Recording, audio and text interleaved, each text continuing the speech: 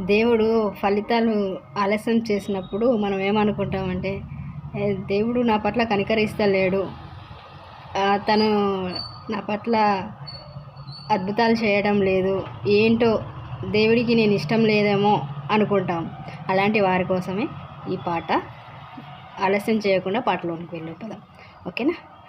క్షణమైనా నన్ను విడువని దేవా, నిన్ను విడచి నేనుండగలనా?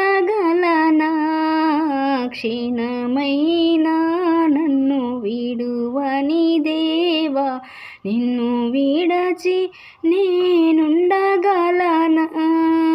ఉండగలనా? ఉండగలనా?